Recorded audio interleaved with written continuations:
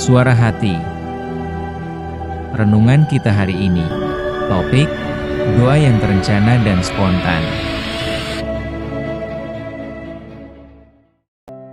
Nas renungan kita hari ini, Nehemia 1 ayat 4, 5 dan 6. Ketika ku dengar berita ini, duduklah aku menangis dan berkabung selama beberapa hari. Aku berpuasa dan berdoa ke hadirat Allah semesta langit, kataku.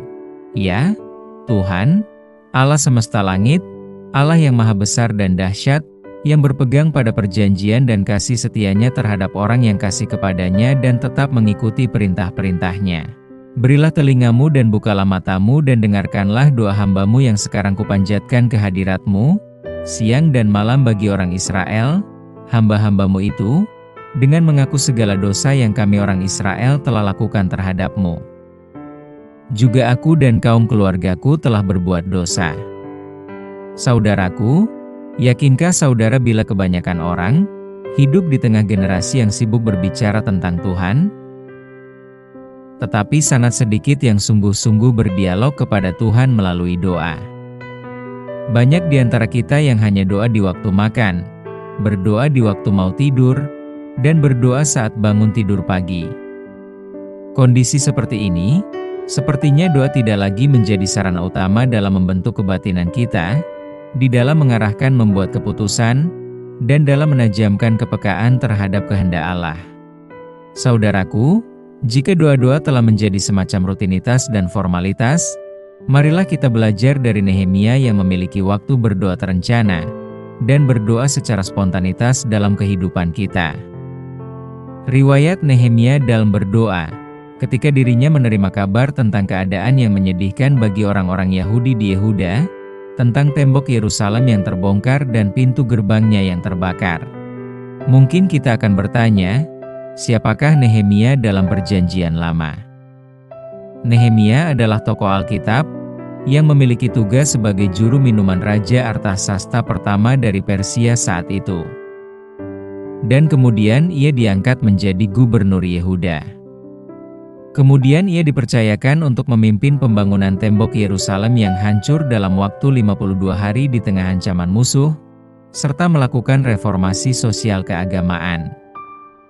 Nehemia dikenal sebagai pemimpin yang beriman, berani, berbeban, dan penuh doa.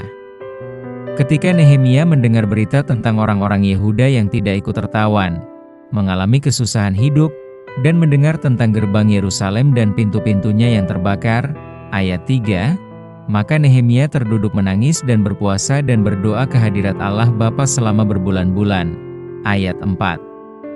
Saudaraku, dapat kita bayangkan posisi Nehemia sebagai juru minum raja. Dirinya masih menyempatkan untuk berencana berpuasa dan berdoa, hanya untuk kesejahteraan Yerusalem di sela-sela tugas hariannya.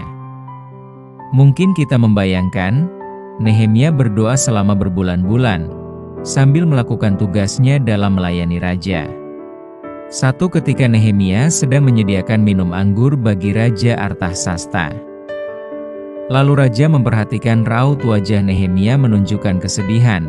Nehemia 2 ayat 2. Raja melihat kesedihan Nehemia, kemudian raja bertanya kenapa demikian.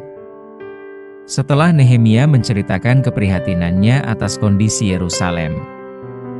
Mendengar cerita itu, lalu kata raja kepadaku, "Jadi, apa yang kau inginkan?" Maka aku berdoa kepada Allah semesta langit.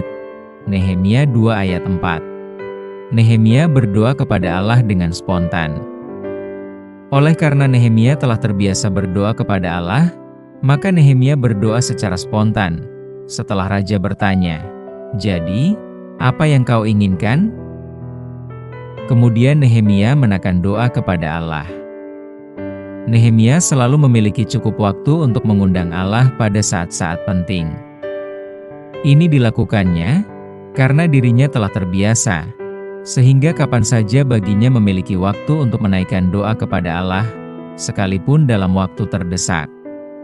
Nehemia dapat berdoa secara spontan, karena ia telah terbiasa dekat dengan Allah. Ia tidak merasa panik di saat menghadapi kondisi krusial atau menghadapi masalah, sebab hubungannya kepada Allah sudah menjadi bagian dalam pola hidupnya.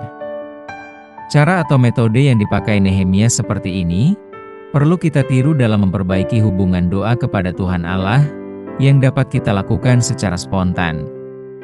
Terkadang kita kurang kesadaran kita kepada Tuhan Allah untuk bergantung kepadanya.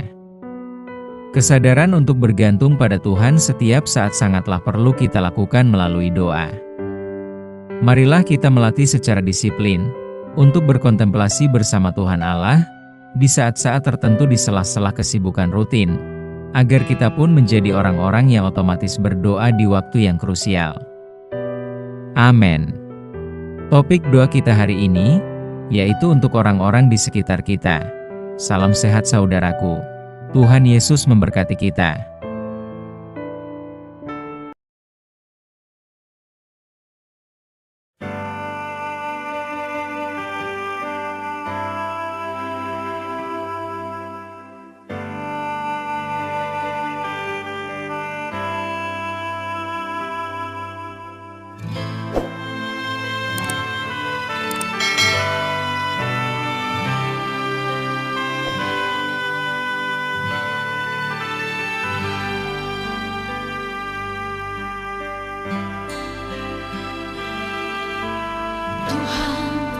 Mau menyenangkan-Mu, Tuhan, bentuklah hati ini jadi bejana untuk hormat-Mu. Cemerlang bagai